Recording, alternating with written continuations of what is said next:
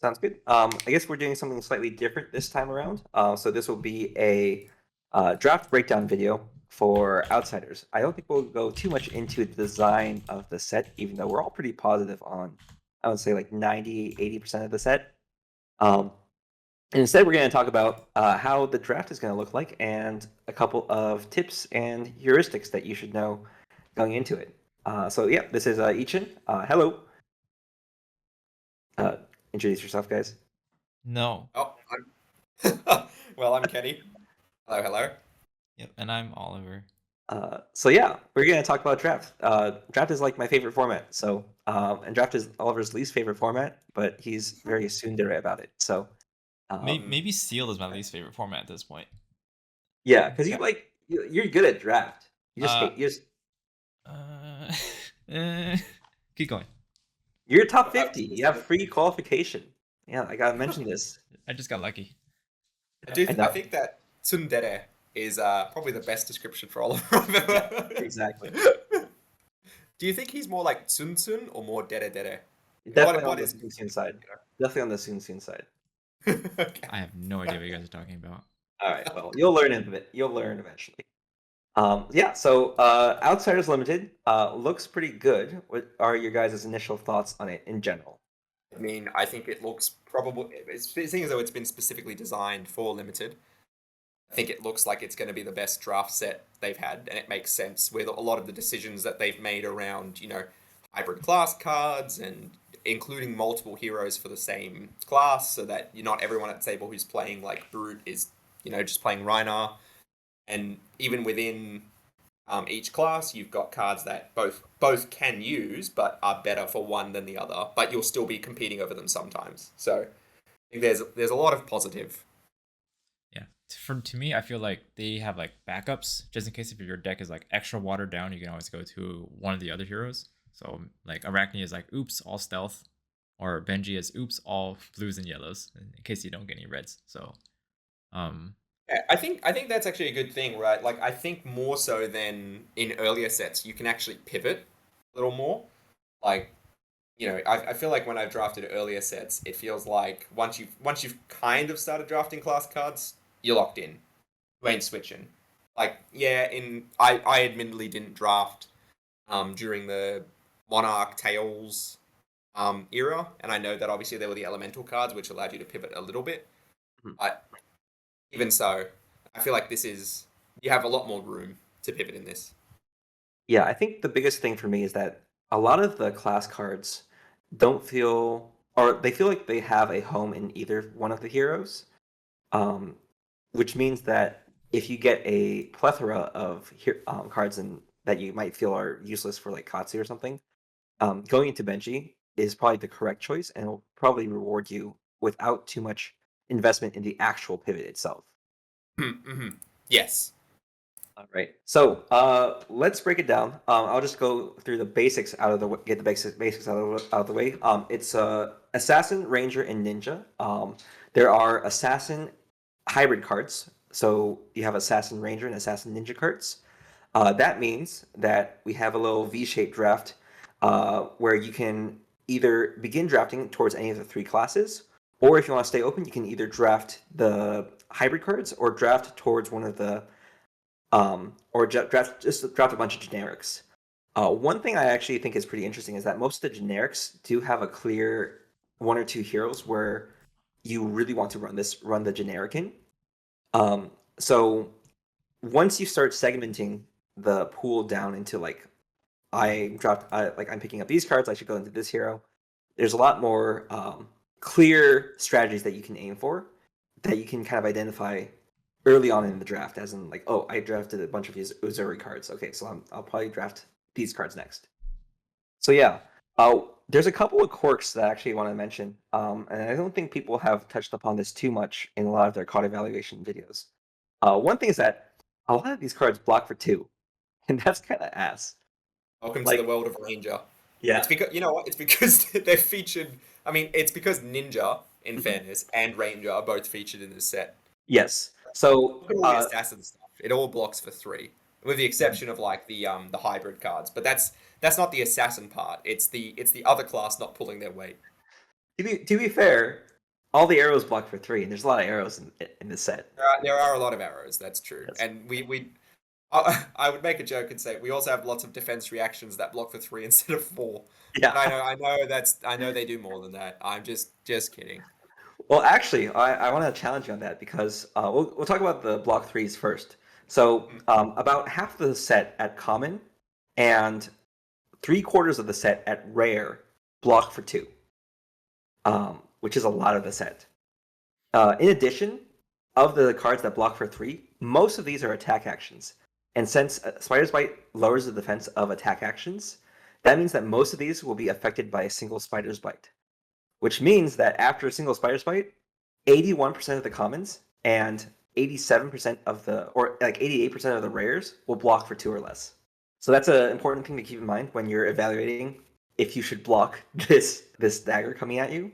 Because I think that there will be a non-zero amount of times where you will save more cards by blocking the dagger than blocking out everything else. That's fair enough. I mean, it seems true. Yeah. You've done more of the math on it than I have.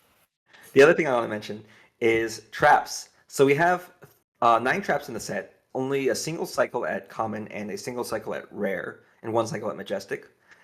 So you won't encounter them too much. But if you draft them, they're some of the only cards that block for 3 after a Spider's Bite. More often than not, I feel like you'll just be using these as block 3 at instant speed. The trigger conditions are actually pretty hard to meet. Of the trigger conditions, there's 3 of them. One of them is if the attack is greater than its base. The other one is if it has go again. And the last one is if you've played an attack reaction to it. There are specific heroes that will obviously trigger the conditions more often than not. But in terms of like attacks and stuff that cards that will meet the trigger conditions, I think it's like 50% of the cards at common can increase something's base power, and like 30% of the cards at common have go again, and 10% of the cards at common are reaction or reaction speed cards. Most of these cards will not be played for, or you won't trigger their reactions most of the time.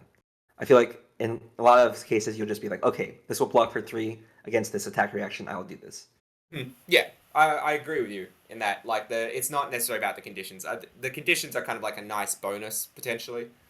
I don't think you're ever playing the card expecting its condition to trigger. It's more just like also I get this minor thing. Some of them are pretty good if they do trigger, I will say. Like some of them can be pretty blowout, but you never draft a card expecting it to. Yeah, like definitely like you include like the attack reaction triggers against like Uzuri or something. But I feel like you just run all the traps that you draft anyway, just because there are enough situations where you just want to block 3. Yeah, it's instant speed block 3. There's nothing wrong with that. There's like 2 other cards that will have like instant speed block 3 or more, which is like Brush Off and Peace of Mind. And those are all okay. Those are all like available to everybody. There are ways for every class to like protect against like all these attack reactions and all these like have ways to block, but don't expect them to be super consistent. So that leads me to my next point, which is when you're playing out your attack, if you're assassin, leading off with a Spider's Bite will pretty much always get some value out of it. If you have like a 3 attack card, if you have like one of those 3 attack stealth cards that like give you a disease on hit, those are all going to be like super good because after a Spider's Bite, they'll just be very hard to block, and you'll probably get a decent card out of it.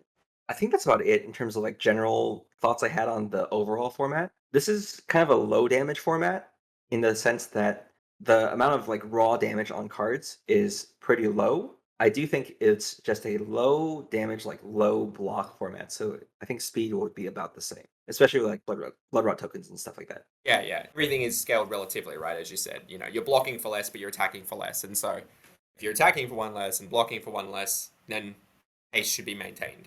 Yes. Roughly. Yeah. So I don't know how that will translate to CC, but at least for limited, it's a interesting thing to think about and something that we really haven't seen before in our limited formats, where we have to kind of adjust all of our card evaluations to account for the lower power and lower block format. Okay. Cool. Do you guys want to go on to assassin cards? Yeah, let's do it. What about pack breakdown? Oh yeah, good point. So pack breakdown. I think from the box break videos that we've seen so far, there are roughly going to be an equal amount of assassin playable, ranger playable, and ninja playable cards. So you might get, just straight like 2/2/2 assassin, ranger, ninja. But you also might get like 1/2/2, and like one of the ranger cards is going to be like a hybrid card. So ninja will be able to play 2 cards, ranger will be able to play 2 cards, and then you have an extra generic or something. So Clarify by playable, just to make sure. We Mhm. don't necessarily mean it in the sense of literally playable. Yes, Not whether it's really good or not, just that it is literally by definition playable. yes, as in you will be able to draft this card for your deck, and you may or may not be happy about it. Yes, yeah. You can draft it and you can put it in your deck. That's the bar we're working off. Hopefully, it's better than a crack bubble. Hopefully, Yes. if it pitches for at least 2. Yeah, I don't think there's anything that I would say is worse than a crack bubble in this format. Yeah. Hopefully not. Maybe after a couple of drafts we'll see. Yeah. Other than that, pack breakdown's pretty similar to Tales of Aria, where you have like a bunch of generics slash. That's where all the elemental cards were. So you'll have a lot more generics than Aria, and I think actually your eventual deck will be similar in ratio to Monarch, where you have a decent amount of generics that you will be forced to play, and your classic cards will make up like 66 to like 75% of your deck for the most part. And hopefully be the real money Good, cards. the good side of the card. The good side. That's right. Yeah. Anything you wanted to go over, Oliver, about pack breakdown? Nope. I trust you. Oliver Okay. just wanted to bring it up and Yeah, not of comment course. on it. All right. Well, let's talk about Assassin, because Assassin, I guess, is the star of the show here. We have 2 Assassins, Uzuri and Arakni. Uzuri is going to be more defensive, I want to say, where she doesn't have the inherent go again that Arakni does, so she can't make as many attacks as he does. And so you'll be more inclined to block out more with her, so you can just go like stealth attack, flash in a big power card, or just like play out your big power card, and then like arsenal or something for next turn. So I think in general she'll probably want the lower attack blue and yellow stealth cards, just because she doesn't need the higher power ones as much, and that Arachne will be the one who is snatching up all of those red stealth cards. Yeah, you can pick up the dregs in that you don't have to prioritize them as much, right? Like Arachne's Yeah. not necessarily going to snatch up all the ones or whatever. Yeah. More importantly, I think will be if you want to play Uzuri, I think you want to start off with drafting the generics, because there'll be more higher contention cards, and some of those cards are pretty good for Uzuri, like Ravenous Rabble, Destructive Deliberation, I believe, the one that gives a ponder token on hit. Cut down the size, obviously, is going to be a good card. So there's going to be a lot of like good playable cards that Uzuri wants in the generic section, and then she can kind of deprioritize the assassin cards for later when she needs to pick up stuff. Yeah, I mean the thing is that if you start off by drafting all the stealth cards and you fail to pick up anything else, you can just switch into Arachne. Yeah. If you are trying to draft a Zero, you need to prioritize like you're exactly right. You need to prioritize what you're trying to flip into, not what you're trying to flip with. So that being said, what are your top 3 commons for Uzuri? Do you want to go first, Oliver? Sure. Fleetfoot sandals. I like equipment, and like getting equipment is like pretty hard to get consistently. But if you see it, I think it's pretty important to pick up. We can go over why later. Isolate. This the stealth with dominate, and then cut down the size, which is just a big attack. Yeah. My one's for Uzuri. So I also said, for me, my number 1 was Isolate, I would say. I think Isolate, much like for Constructed, or for CC, I think Isolate is just the perfect card, right? Because it makes it so they can only block with 1 card, and then you just put a 6 over them. So you basically force through damage, which is pretty strong. I had cut down to size on my next, because I think it's probably the best thing to flip into. Just, if they don't block at all, just punish them anyway, which is great. And then my last one was just Infect. I think I'm the only one, little sneak peek, that put this one. I think Infect is just a great stealth card overall. Like, I think it's, it's Phantom 5 damage if you're red or whatever. So it kind of forces a block anyway, which, yeah, your opponent is probably going to do regardless. But even like the blue, you can draft blues and yellows and force blocks, which is pretty awesome. Yeah, that's true. I just think Infect generally is strong. Yeah, I think Infected is probably a good honorable mention. I think it's more Personally, I think it's more of an Arachne card because you can kind of like go. Well, we'll get there. You do, but yeah. For mine, it was Isolate, Fleetfoot Sandals, and Katana Size. I put Isolate over Fleetfoot Sandals because I think drafting those is more important. But Fleetfoot Sandals has the nice bonus of being able to give one of your like really bad stealth attacks go again. So if you bluff, you have a one-time uh, call your bluff, give it go again, attack with the attack that you're gonna flash in anyway, kind of play. It's pretty good. And obviously, Katana Size is just you want to force people off of 4-card hands no matter what, and Katana Size is a very good way to do so. Cool. Size, as I said, is great. Yeah. So for Arachne, obviously he's going to be playing the cards that Uzuri doesn't want, or he's going to be the one kind of driving the show. I feel like in terms of between Uzuri and Arachne, if you're drafting assassin cards, you are probably going to play Arachne. Uzuri is going to be if you're drafting generic cards first. So Arachne's going to be the one who's going to be picking up all the good stealth cards, especially like all the ones that have relevant text for him. If there's a way that he can force blocks or like push damage through, I feel like that's what Arachne wants, and he's just your straightforward go wide aggro deck, right? He's much more straightforward, I think. Uzuri is trickier. I think, as I said, if you end up with just a bunch of assassin cards, you're much more likely to play Arakni than Uzuri. Yeah. But yeah, I think he's pretty good. I think he'll be the default option for a lot of players. It's just very easy to build, and you just play him with like a bunch of as many go getting attacks as you can find, and you're good. I will say, this is, I suppose it's more a general design related thing. It's not necessarily related to draft. I am a bit sad to see not a continuation of some of the themes of Assassin previously, but I think he'll be fine. Like I think again, there's quite a lot of decent cards for him that you can pick up pretty readily, and they're quite high value. I think overall, even amongst all the classes, they seem quite strong. Yeah, I feel like he was like he definitely feels the most tacked on to the format, where it's very clear like, okay, we just need another hero that utilizes assassin cards in a straightforward way. But as a result, I think he's also the easiest to figure out. Yeah. And I suppose that also shows in that he has no CC equivalent, right? Yeah. It definitely feels like he just is there for the draft format. Yep. So for top 3 commons, I guess we'll go same order. Oliver? Prowl, because it's just a head jab that blocks for 3 and it gives busts up your next stealth attack. So if you're going like all stealth, this is probably the easiest pickup. Razor's Edge, attack reactions are really strong and very just good value in this draft format because there's not everyone will have defense reactions. Obviously there's gonna be like brush off or peace of mind, but not everyone's gonna be having that. So Razor's Edge is probably gonna get in a lot of damage. And then I chose Plunge for my third one, even over all the other stealth on hits, mostly because I feel like Arakni wants to keep going wide, and that really helps with it's just a brandish, and I really like brandish from Monarch, so I feel like that's just a good pick to have. And my one's similar-ish, but my top one is still Infect. I think Infect is my favorite assassin card as far as just limited goes. I mean, I just like 5 damage for 0.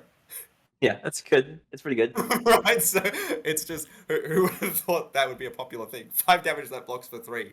The second to that is Prowl, which is kind of 4 damage. It's a little more consistent, right? Because if they block, Infect is easy to block than Prowl is, right?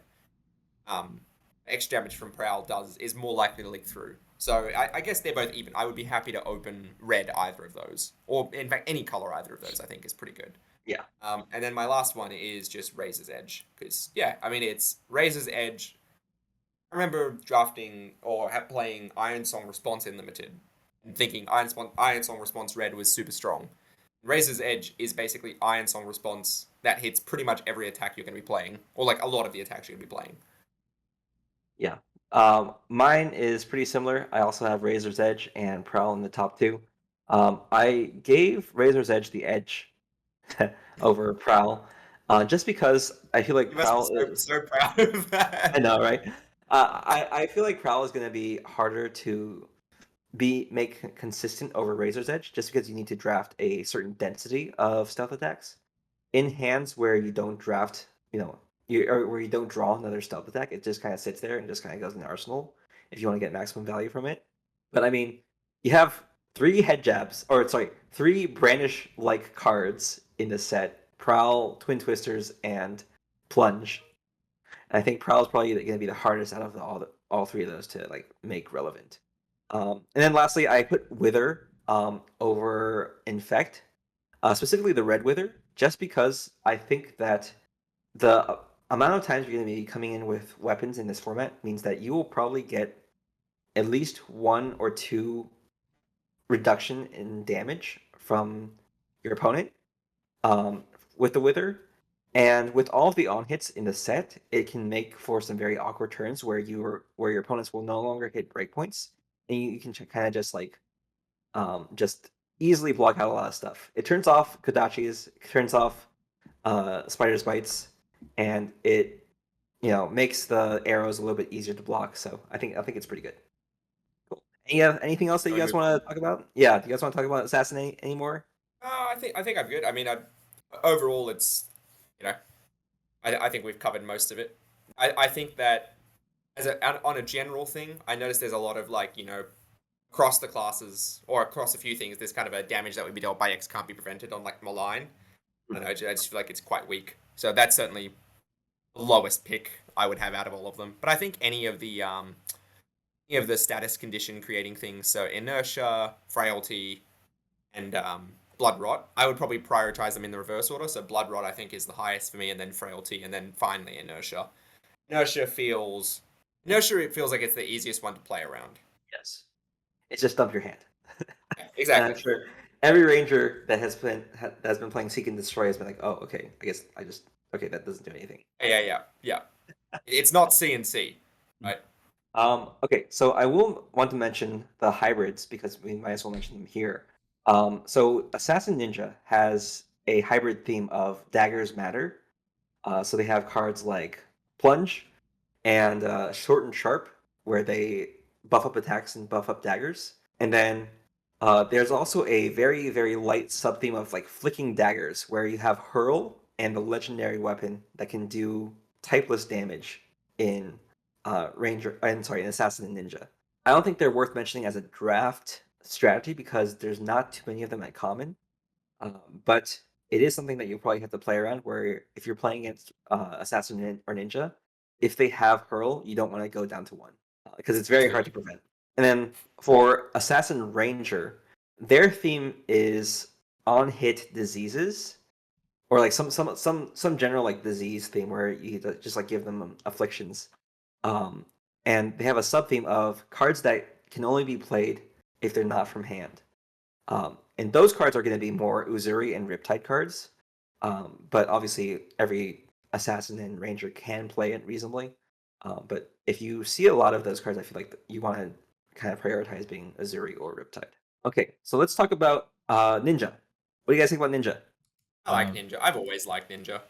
I think Ninja is probably one of the harder ones, I think, to make work in that because you're having to draft highly specific cards. Although we will touch on that a little when we talk about the cards that are strongest in the set. But it also has a high kind of power ceiling, right? Where if you do draft the Nuts Ninja deck, where you've got million copies of the combo cards and all of stuff to go with it, you're just going to have an excellent time. Yeah. What about you, Oliver? Uh, Ninja player. I think Ninja's looking like pretty good to draft in my opinion because the way that they handled the combo cards this set is very good. Namely, like Descendant Gust Wave and what was the other one? Spinning Wheel Kick. Spinning Wheel Kick's like rare, but I just want to mention it anyways. They're just like combo cards that have natural go again. So if you draw like part of your combo and nothing to combo, like you don't have to draw the combo starter, you still have something to do on your turn, which is nice. I think it's a good way to like kind of fix Ninja in draft. Yeah, because I remember in WTR Limited, the main draft strategy for Katsu was just draft Surging Strike plus Whelming Gust Wave because they were both at common, they had good bonuses, and they were very easy to pull off. Whereas I feel like the other combo lines that existed in draft were just kind of like there. they're just like, okay, cool. I have leg tap and head jab. I'll play them, but I'm not gonna bother with the combos too much. Yeah, head jab is just good in general. You saw Fi have like what, 1 billion head jabs in Uprising, and he did fine. Yeah. Oh yeah, he just had 5 million head jabs. It was head jab variant number 7, jab variant number 8. Yep. But it was head jab variants that block. Oh no, not all of them block for 3. There was one that blocked for 3. Yes. There are a decent amount of head jabs in this set, but I believe most of the cards are actually in Ninja actually cost something now. So other than the head jab line, you actually do have to pitch cards. So in general, there's I believe there's 3 combo lines. There is the Surging Strike, Descendant Gust Wave line, where both of these are at common, so these will probably be your general Katsu starters. And you have Bonds of Ancestry at rare, which can get a card back from your graveyard. Since the last link of that combo is going to be Majestic, I don't think you can rely on getting the full combo.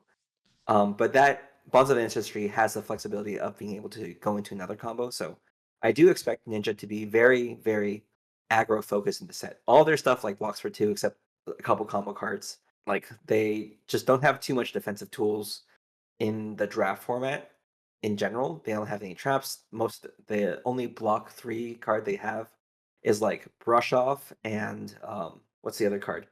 Come to Fight. So Sorry, so yeah. come to fight it is always an amusing card for me. I don't know why. I think it's just the picture. I don't know why.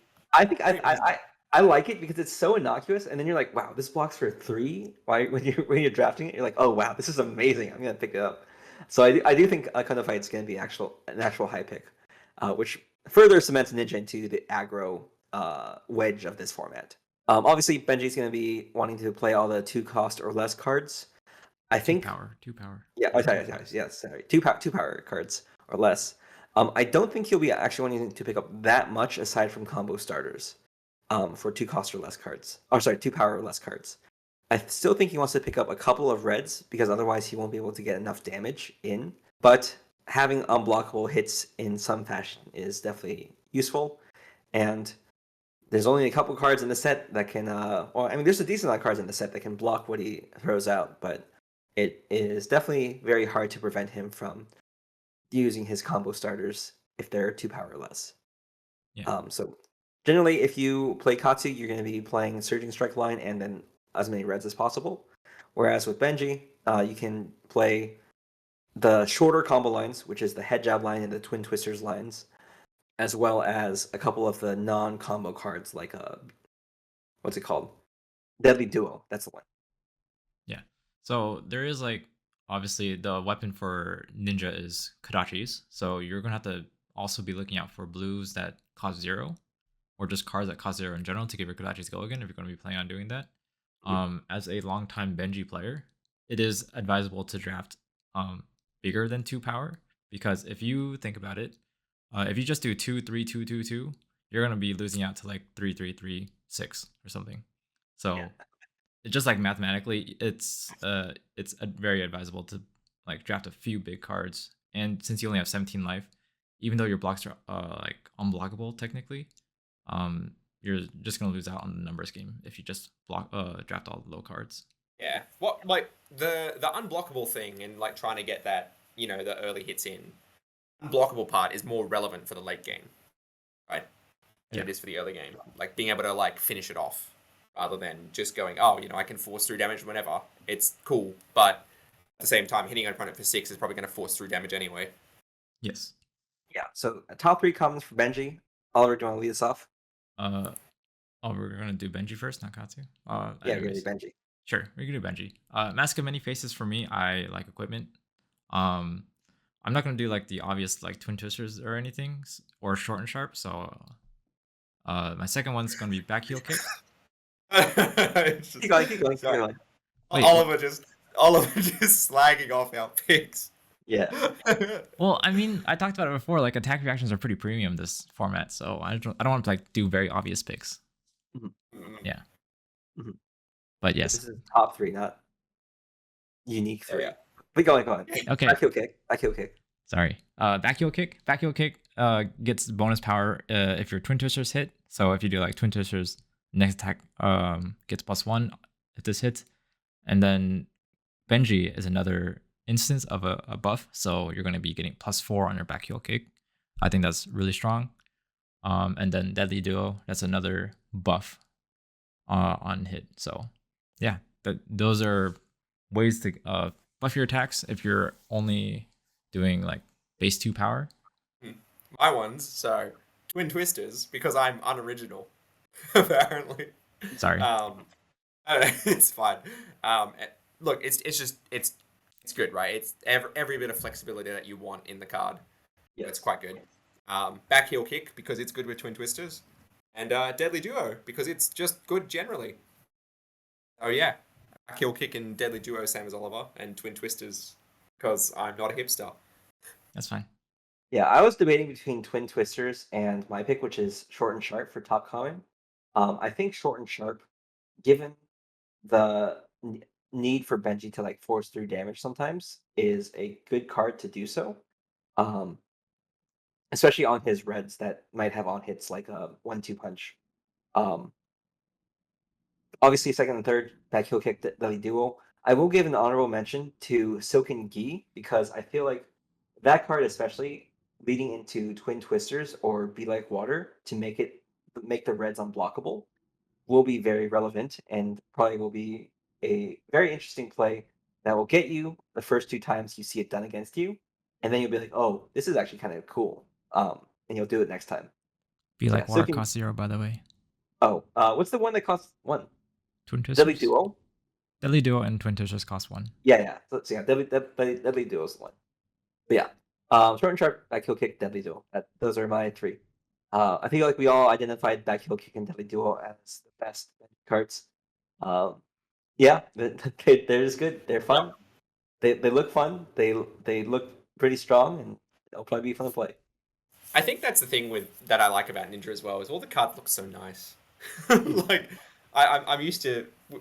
Yichin and I were talking about this before we started, but we were talking about all of like the infect cards and all of the blood rot, and it's just you know, Yeah. you're looking at disease and stuff the whole game. Then you look at all of the ninja cards, and it's like this kind of you know Peaceful, serene mountainside. that's right, peaceful, serene, somewhat Orientalish style art. I mean that in a very literal way. Yeah. That's the art style it is. Yeah. What about for Katsu? Oliver, your top 3 comments for Katsu? Mask of Many Faces again. It blocks 1. It's a good equipment, and it's just helps with your combo effects since Katsu is going to be focusing on combo effects. Be Like Water. It's very flexible. It's a head jab that can turn into a head jab. I thought that was funny. And then Fisticuffs because Breaking Scales is a good card. It might not be worth to pay 2 for it, but sometimes it just gets people, and you have to play around it. But yeah, For me, Mask of Many Faces, because I think for Katsu specifically, you're going for more combo related stuff, so having that consistency is pretty critical. You like Water, same deal, basically, just consistency. I think that's kind of what I was hinting at earlier on in the podcast as well, is that the thing with Ninja in this particular set is that you have these kind of generic, this is whatever you want it to be, combo pieces, which is particularly critical for limited.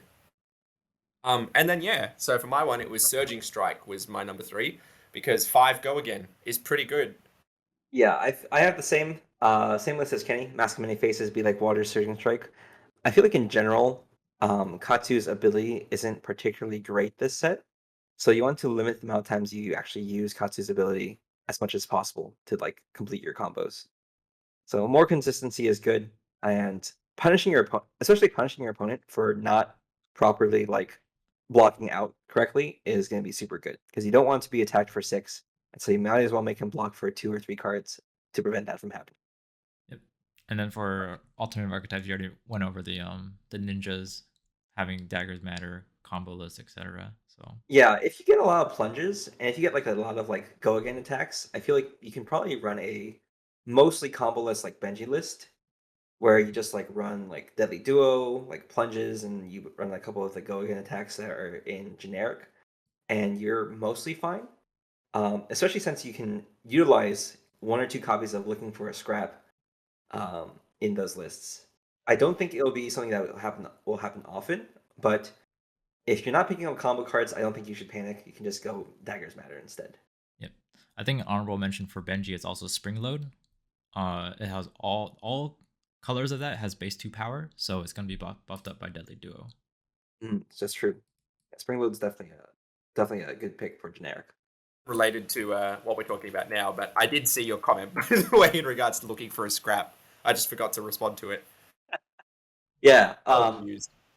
As we remind every podcast, Kenny's game is called Scrap. So when it was spoiled, I was like, "Did you find it?" It has. I tell you what, the game has been found. Yeah. Wow. Well, it was recently successfully funded on GameFound. So, hey, it's becoming a real thing, which is pretty cool. And shameless plug, but late pledges will be opening sometime next week. Fingers crossed. All right, so let's talk about Ranger now. Your guys' favorite. What do you guys think about Ranger this set? God, I love Ranger. Oh my god. I mean, I think last set I was just bemoaning everything, and I was like, why do they keep making Ranger crap? And they changed it this set. It feels they listened, and they made it so much better. I feel like a lot of the stuff in this set, Ranger-wise, is just kind of power level step above what everything else previously has been, to be honest. So, yeah, I mean, overall, I think it's pretty good. I mean, I'm even talking from a classic constructed level, but in limited, it's tricky because naturally you don't have a weapon. So you still don't have that consistency that other classes do, where if worse comes to worse, you can always just swing in with a weapon or two. I guess the good thing in this particular set is that you have many more defense reactions than the other classes do, which is unusual. Yeah, actual ways to block. That's right. Who would have thought that Ranger would be the class that blocks? Personally, I think they did a really good job with Ranger. Obviously, there's no Death Dealer, which is probably one of the best bows in the game, but Barb Castaway is actually pretty good, and it's going to be your one of the. Is it the only way? No, Crow's Nest is going to be another way to get aim counters, but aim counter is their main focus for this set, I think. Other than traps, obviously. I think they did a really good job with the quivers.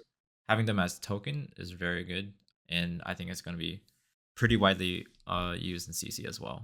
So obviously, because why not? Just another equipment. Oh yeah, they're basically free, right? The only thing they do is they literally just take up a card slot, not like an equipment slot, but just like one of your 80. Yep. Yeah. To be honest, it does actually feel more relevant than I would think. It's pretty minor. Yes, I mean, like most of the quivers, or I'll say all the quivers have text on there that feel like they help solve one of Ranger's biggest issues. Like the Remembrance quiver, gives you more arrows to close out games. The look for an arrow quiver gives you ways to look for arrows when you draw all duds. Yeah. And obviously, Crow's Nest is just Crow's Nest, and Riptide's quiver is just. They kind of feel like a bit of a soft patch, right? It's like a patch without actually being a patch. Yeah. Interesting. Yeah, it's just a global buff to all Rangers. So as for them in draft, one thing I want to note is that a lot of the power that was concentrated in Death Dealer back in Arcane Rising has been spread out to the arrows, where they don't have to worry about Ranger playing with a 5-card hand anymore, so they can put more power in all of the arrows that they design. So all the arrows have the potential to hit for 6 now or something, and all the arrows have relevant on hits minus a couple. There's a couple of different classes arrows. There are a few that are just evasive, quote unquote, arrows that just help damage get pushed through. That is Widowmaker. That is Murkmire Grapnel or whatever it's called.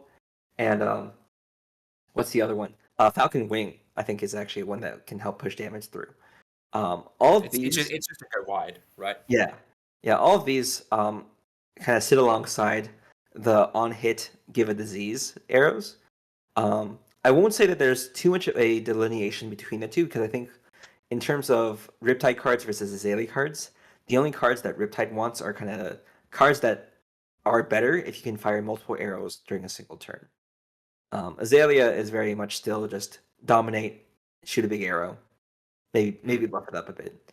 So I feel like that's going to be the main difference you're going to be playing for. Obviously, I'm sure you guys who are more experienced than Ranger might have other ideas.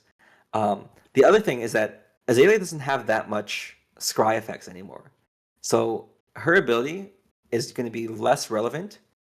But at the same time, it's going to be more relevant because it's easier to force through damage in this set. I feel like overall, Rangers cards are pretty good. Like I can't complain about any of them really. Like Falcon Wing, I think is good. Infecting Shot is fantastic. Little spoiler, I really like Blood Rot tokens. I think they're really good. So much in the same way that I liked Infecting Shot is also very good. I don't know if I love like Murkmire Grapnel and what's the other one? Murkmire Grapnel specifically I think is a bit meh. I hate Skybound Shot, but I hate Skybound Shot for the same reasons I disliked some of the head jabs for Fi.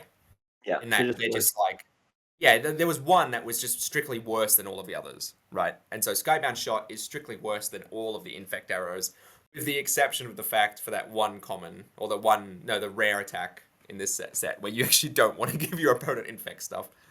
Um, and it's also got the best art. I think I really like the art yes. on it. So it's Yes. unfortunate that it will be relegated to binders forever afterwards. Yeah, no, there's a lot of really good arrows, and the big thing as well is that so many of them are like fives, right? Mhm. That I'm talking. I always talk about the reds just to kind of describe the line to talk about how strong they are. Like, you know, whereas before I feel like most of Azalea's arrows or a lot of them were kind of in the four zone. This set it's like fives pretty much all around. Yeah, and that makes the yellows much more playable too. So that's Yeah, always a yeah. good thing. Yeah, absolutely. And as you were saying, even in this particular set, even the blues, right? Because they still hit that threshold of three, which is Yeah. a much which makes them all really good. Yeah, I will say So though, when I say that the threshold is 3, that's mostly in referring to assassin.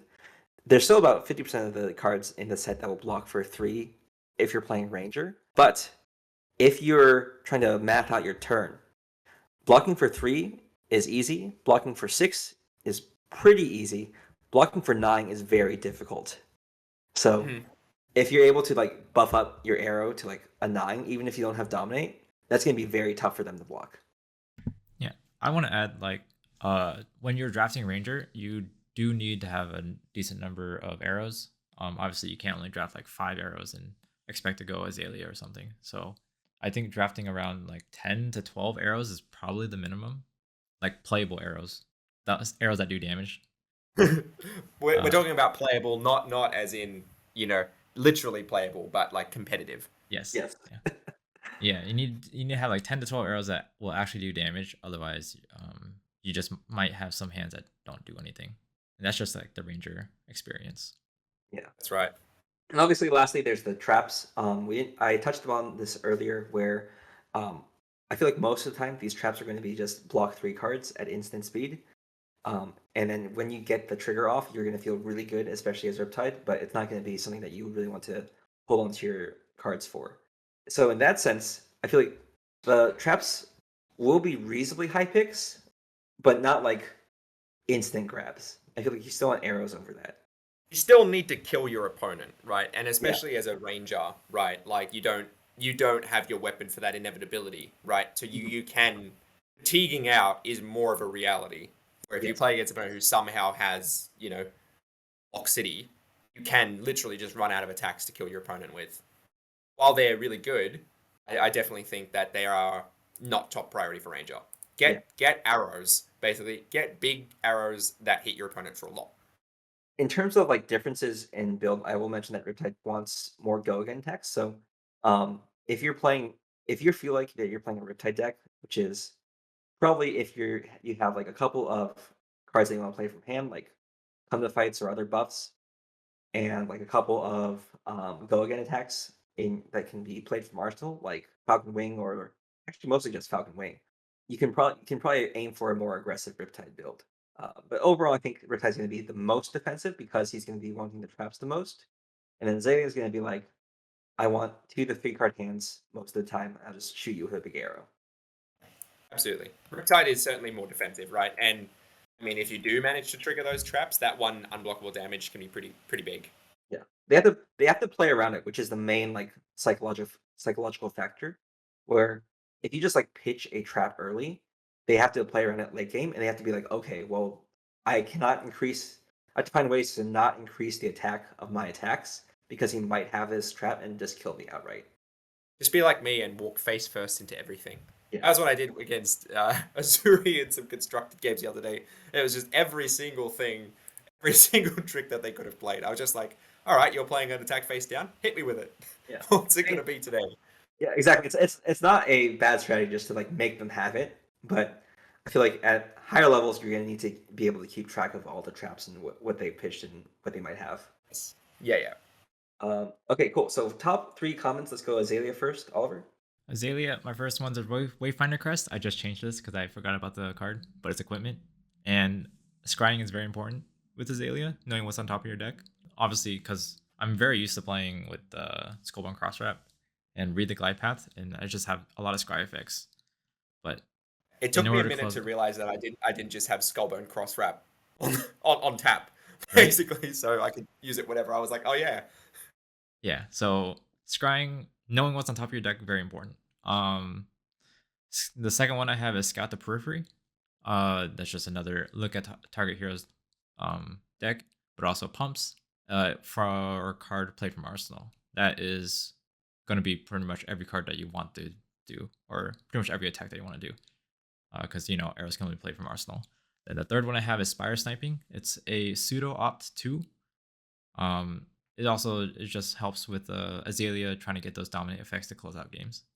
So if you want to play around your hero power, I would pick these three pretty much almost every time. So I put Infecting Shot again. Infect is good. Blood Rot tokens are good. Yeah, 1 for 8.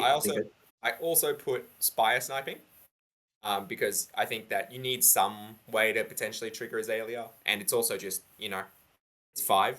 It's good.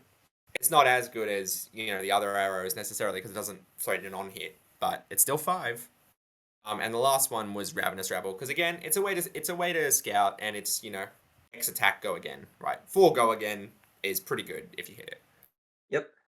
Same thing with or similar ideas. Ravenous Rabble is really good. It was good in Arc for Azalea, and it's pretty good now. We have it in Cube for Azalea. I feel like it's just been very consistent and very just like a decent attack to increase Azalea's damage potential on turns where your opponent can't do much. So yeah, Ravenous Rebel, probably a top priority pick. After that, I'm surprised you guys didn't mention it, but Widowmaker's really good.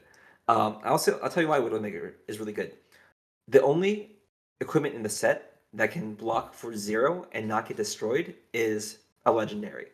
Everything else cannot block or has Blade Break.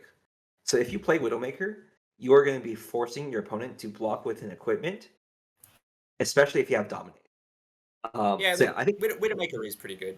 Don't get me wrong. It's probably like a honorary mention number 4 for me. Yeah, I am all about this card. I think this card is going to be great. It's going to be fun to play. 1 for 7. That's basically Infecting Shot, right? So, yeah. And I like it. I love Infecting Shot. Yeah. And then obviously there's Spire Sniping. Obviously, it's just a very good consistent card. Blue and reds are probably the best ones. I would probably rate blues pretty highly, especially late game, because they just block well and they can scry for an actual dominated arrow. But overall, I think it's just a very good card. So, in my opinion, I think Widowmaker is good in very certain circumstances. The reason why I didn't put it in my top 3 is it needs extra stuff to actually be good. It forces blocks and it can confirm on hits because defense reactions can't be played on its chain link. So I feel like you need like Lace with Blood Rot or Lace with the Nurture or something to make it really good. Other than that, I think it's just like vanilla damage. Most of the draft play style, I feel like is gonna be block 6 or block 4 to 6, attack for 6. So that's why I didn't put it on mine. Yeah, I mean, well, this is block 4 to 6, attack for 7. So. Oh yeah, but I mean, they're gonna be blocking it like guaranteed. Yeah. So yeah. Cool. What about for Riptide? What are you guys' choices for Riptide? For me, I have Scout the Periphery. It triggers Riptide. It lets you have a free reload. The way I was playing Riptide in Constructed is having a lot of 0 cost stuff. so I can play 2-card hands and throw 7 damage at you with Scout the Periphery. And you can look at the opponent's top of the deck for this one instead, because you don't really care about what's on top of yours. Yeah, free reload. You can go with like a Falcon Wing or just like, Kenny's favorite, Infecting Shot. Then the second one I have is Ravenous Rabble. It just helps with Go Again. Also, it's another card that lets you trigger Riptide to reload.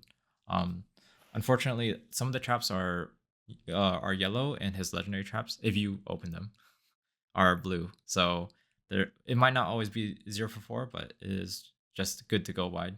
And then my third one is Frailty Trap. I feel like this is one of the better traps in limited because there's going to be a lot of Go Again.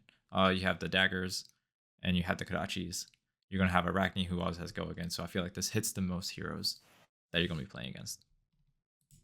You don't think people are gonna be playing Ranger? I don't know, man. Every time I draft Tales of Aria, and I'm the only Lexi. Yeah. People have some aversion to Ranger for some reason. I wonder why. All right, Kenny. For me, my ones have a particular theme. I realize I didn't actually notice it until I looked at it just now. Number 1 is Infecting Shot, because again, Blood Rot tokens, pretty good. Infecting Shot, pretty good. Number 2 is Virulent Touch, because again, Blood Rot tokens, pretty good. Especially Blood Rot tokens that are kind of guaranteed, right? Like, it either forces through some damage or pretty much will create a blood rot, which will force through damage. So that's good. And the final one is Blood Rot Trap. Again, creates blood rot. So it's if they've activated a reaction, this link. It's not like the most likely thing ever, unless you're playing against Uzuri, in which case it's just it's free real estate. There are some level of reaction, especially in Assassin. So potentially you get some blood rot. If not, it just blocks the 3. Blocking for 3, especially if you're Riptide, blocking for 3, triggering 1 damage, and then triggering 2 damage, especially because it's blood rot out of nowhere. Like, surprise 3 damage is pretty big. They can't play around it. Yeah, exactly. You can't plan around it. Yeah, I agree with that assessment. However, I'm not going to be super big on the traps for Riptide, just because I feel like if you're going to be, they're going to be block 3s, but I feel like in terms of draft priorities, you definitely want to have more ways to close out games, because Riptide has this current issue right now where it's fairly easy to block him out and just exhaust him. So I'm mostly choosing my top 3 based off of playing around that. So I have Come to Fight, being a very good pump that blocks for 3, which is even after a Spider's Bite, which is a very big rarity in this format. So it's all good on the defensive, and it's fine to trigger Riptide's first ability. Virulent Touch, I think people have identified this as a very good way to force through damage as Riptide. It's not going to be guaranteed. Obviously, they can just spend 2 cards to block it, but it's 2 cards that they're have to kind of portion out to block out Virulent Touch versus attacking you. So that's always a good thing. And lastly, Withering Shot, I'm pretty high up on the Frailty tokens compared to everybody else. So I just think it's a very good way to force through damage and then just force people on the defensive so you can take tempo and set up a 4-card turn. So yeah, that kind of just goes over all of the heroes. I did want to mention that there is another sort of go wide archetype they can do with Riptide. Oliver kind of touched on this, where you play Falcon Wings, you play all the pumps, and you play Ravenous Rabble. So you just go wide and just go full aggro as Riptide. I think that's going to be definitely a strategy that is going to be pretty useful, and you can draft around it. But it probably won't be the main strategy people draft with Riptide. Yeah. Any other thoughts you guys want to mention on this format overall? Look, naturally, I've been a little more removed from Fab than I guess I had originally intended. But if I were to be drafting more actively, I think this set looks like a fun one. How do you think it feels compared to Arcane Rising? I mean, the thing, when you say compared to it, do you mean for the purposes of drafting, or do you mean just generally? For the purposes of drafting. I think it looks better. The thing is, again, it's just you needed more class clashing, right? You've got class clashes in a lot of different ways here, and there's a lot of people trying to grab the same thing, so I think that's a positive thing. I think, naturally, any set that has more of that clash and more of shared objectives and things that you're going for is going to be better to draft than a set that just has 4 very distinct archetypes that you're drafting. That makes sense? Yeah, definitely. It's definitely something I'm excited for. I think we'll be doing a couple of drafts of it on the channel, so you can look forward to that. But yeah, we'll be doing some more limited content, in addition to cube content. So look forward to that. Anything else you want to add, Oliver? For me, I think that this draft set's looking pretty good. I hope when I do play this and draft this, I hope the games will last longer than 3 turns. Oh, I don't know about that. I don't know about that. It feels like against Ninja, it's gonna be relatively quick, especially if Yeah. they're like consistently good, right? Yeah. Maybe in Seal they'll last longer. Yep. But I'm pretty tired of Uprising, and I'm pretty tired of Tails. Yes, those ones I don't like the gameplay for either of those. So yeah, it's definitely a welcome change, especially since this one's gonna be lower powered too. So Yeah, and there's no talents. There's no arcane damage. well, that's just a side. That's just a side effect. It's not, you know. I know. I'm just saying. It's just like Yeah. less You unblockable you damage. guys and your anti-talent agenda. Oh man, can I just say, I know this will come up in some future one when we eventually record about the design, but can I just say that I'm so happy to see continued lack of talents, right? God, I hate talents. And Well, I'm saying we were talking before the podcast, and I was just saying that to me, look at stealth in this set, right? Stealth is effectively a talent without it truly being a talent, right? And they managed to make 2 heroes like Arakni and Uzuri both use the same keyword and draw from the same pool of cards and use them in an interesting and different way. Like that to me is kind of gold standard as to what they should be doing. So I applaud that design. Which is not applaud is not something you hear me say on this podcast very often. So, I'm happy to see him move away from talents. Honestly, what's the term? I don't know. Can they just stay dead for a while? That's kind of what I'm. well, you'd be surprised to hear that the next set after this one is called From Dusk Till Dawn, which will feature Shadow Illusionist or Shadow Runeblade and Light Illusionist again. So Oh boy. If there's anything I missed, it was Light Illusionist. yeah. All right. Well, thanks guys for tuning in. We'll see you guys next time. Yeah. Bye. Catch you later.